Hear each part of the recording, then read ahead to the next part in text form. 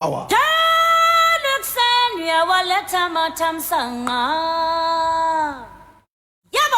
My brother, my sister, from the news reel, we keep it real. Here we don't criticize, but if we must criticize, we'll just do that on one condition: to build and not to destroy. We are in the service of God and country. And again, from the news reel, we keep it real. Nobody is bigger than the truth.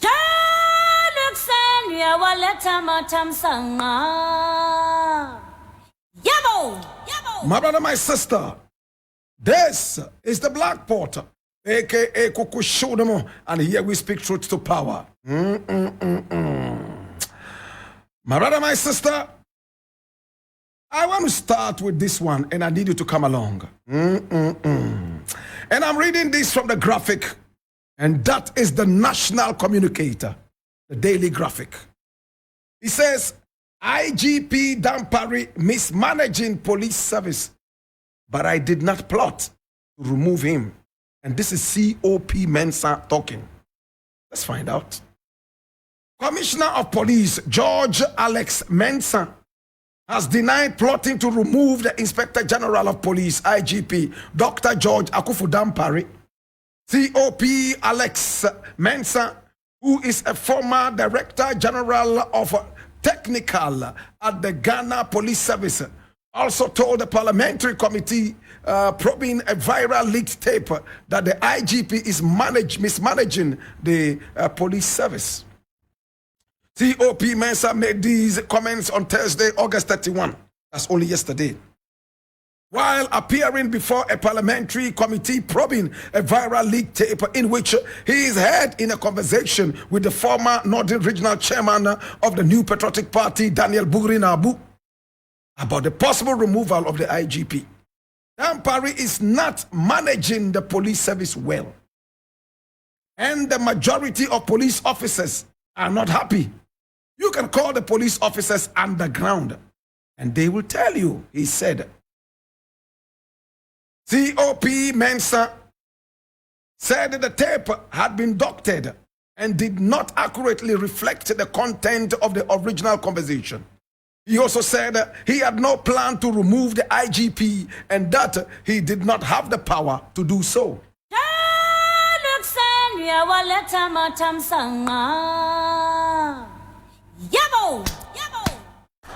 So my brother, my sister, this man here is called COP George Alex Mensa.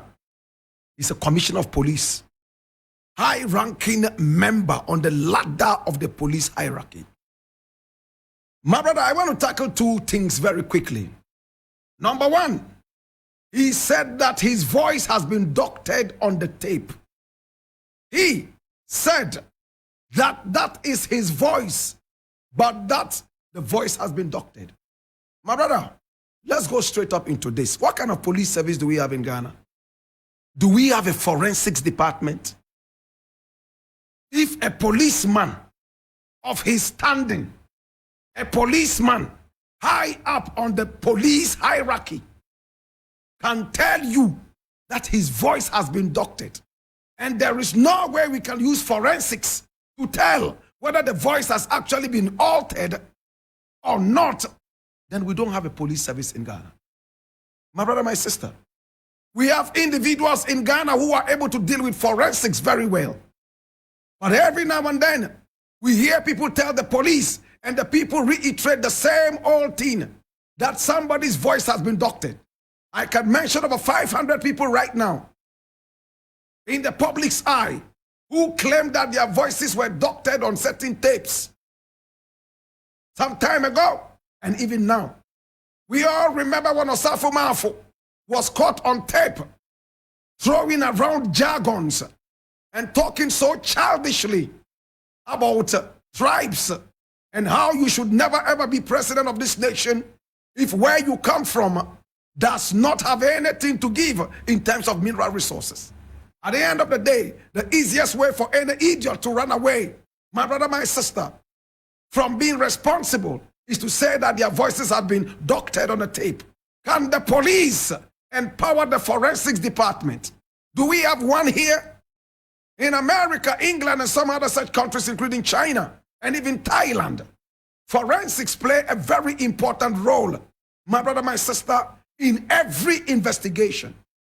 Forensics, fingerprints, and so on and so forth. My brother, my sister, in this country, it doesn't look like we respect forensics. A senior police officer goes to sit at a committee meeting, and he is told that his voice was doctored. Now, did the committee try to find out if whatever was said on the tape was accurate, and at the same time, was it forensically proven to be real? Before going into this committee sitting, I don't know how many people are listening to me, and I don't know how many people understand what I'm trying to say. Before you investigate anything, there must be cause. Before you go into anything, you should have done your background checks to find out if this tape is accurate. Remember, we all heard the Minister of the Interior, Ambrose Derry, telling us at the time that this tape came out that it was much ado about nothing, and that we should throw it away, that it was not worth any investigation. He told us that it was not even worth our time. Today, if a whole committee can be set up to sit down and listen to this tape that is worthless, this tape that has been doctored, this tape that is much ado about nothing, this tape which is a waste of our time, in the words of Ambrose Derry and also COP Mensa, then we are running a wild goose chase. Yes, we are on a wild goose chase. I don't know how many people see the argument. My brother, now the basis of this committee sitting is the tape. Is it accurate? Somebody said his voice has been doctored. Is the police forensic department working? Have they been able to check that? Or we are so illiterate when it comes to science in this country? My brother, my sister, any police service in these times that cannot deal with forensics is not a police service. My brother, my sister, in these times, we should be able to go deep into this tape, be able to authenticate it. And as it is authenticated, then we can go ahead and investigate it.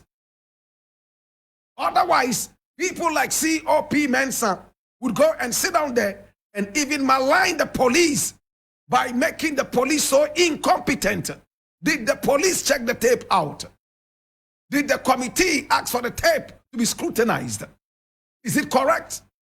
When Osafu Mafu so childishly, so irresponsibly was caught on tape, in fact, throwing those invectives, in fact, those tribal invectives, my brother, my sister, he got off the hook by just telling us that his voice had been doctored.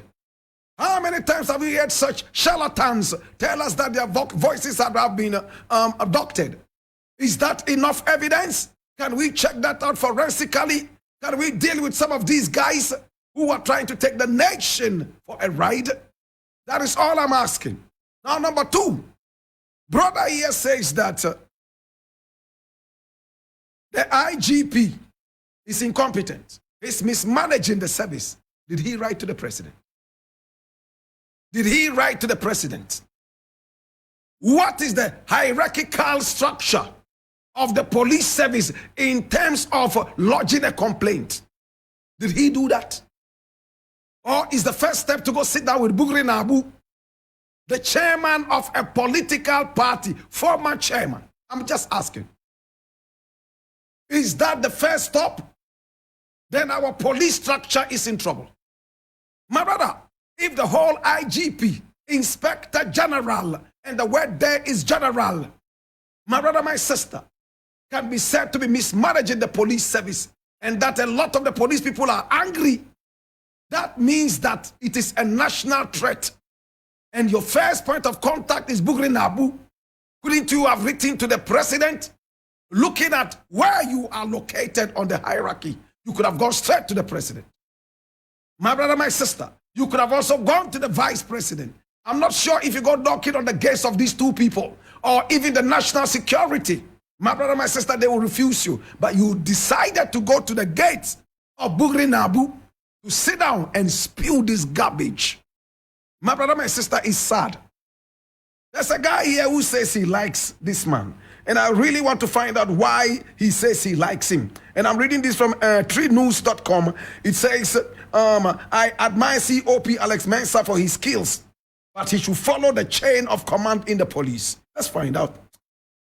President and CEO of the Institute for Security, Disaster and Emergency Studies, Dr. Ishmael Norman, has asked the Director of Operations of the Ghana Police Service, George Alex Mensa, to follow the chain of command in getting his concerns addressed.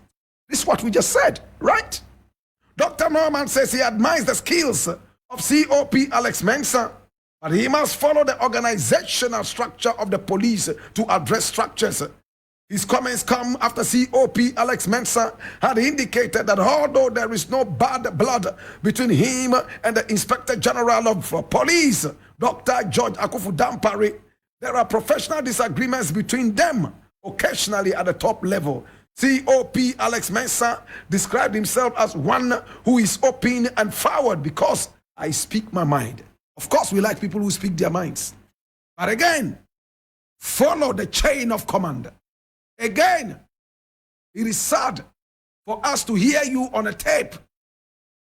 And the tape is all about partisanship. Oh, we belong to this party. We have served this party all this while. And if we don't deal with the IGP, then our party is going to lose. Nobody was talking about the competence of Akufu Dampare. They were talking about the fact that he might be affiliated to a certain political party.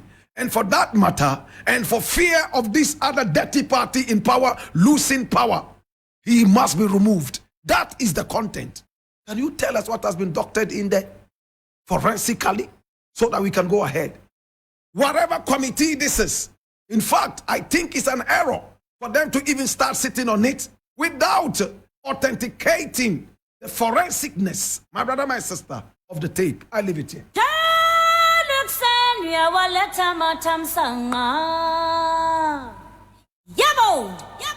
Next thing I want to look at, my brother, my sister, and I need to come along. Today we have a number of things we need to look at. And it's most important. Our country is boiling hot. My brother, my sister, the President of the Republic of Ghana, Nana Addo Dankwa Akufo-Addo, says we should pray for the nation. He says we should also pray for him to complete his tenure of office. Mr. President, with all love and respect, we can give you an early completion. We can ask you to go peacefully. At least you would have completed it logically and officially. You don't need to wait and make the country worse. It's time to leave, Mr. President. Pray for you to complete what? The destruction of the nation? Pray for you to send us all to hell? What a joker president. So this president thinks that we are jokers, right? This president thinks that we all are futureless like himself. It's so sad. Mr. President says, pray for the nation. Pray so that I will be able to complete my tenure of office. In fact, my prayer is that you leave right now. Now, if Mr. President is praying for us to in fact, complete his tenure of office, it means that he sees danger ahead. Nobody ever asks for prayer, for healing, if he's not sick. This is a man telling you, pray for me to complete my tenure of office, right? Meanwhile, he is sitting down there and claiming that he's handling the nation the best way and that the economy is good, isn't it? Today, my brother, my sister, he has come to confess to us that there are problems and that he will not be able to deal with the problems and that the next government of the NPP will deal with it. Mr. President, I think this is enough grounds for you to step aside. You don't need to waste our time again, sitting down, waiting, and disturbing our ears with your incompetence. It is sad. But as it is, my brother, my sister, to God be the glory. I am glad that he has told us point blank that he has failed. I am glad that he has told us point blank that we should pray for him so that he doesn't go the way of Niger. He doesn't go the way of Gabon. He doesn't go the way of Mali. It means that he knows for sure that there is something happening. People are plotting to remove the IGP. And all people can do is to go and sit at a committee meeting and say, oh, we don't have any bad blood. It's just that he's mismanaging the police. You don't have any bad blood, yet you want him to be removed so your party in power can win. Nana Akufo-Addo is the worst president this nation has ever had. They all speak with so much confidence for one reason, and that reason is that they have a clearing agent. No wonder all the millions of American dollars stashed up in Cecilia the past room, they have asked that everything should be returned to her, and that, oh, she should have it. My brother, my sister, to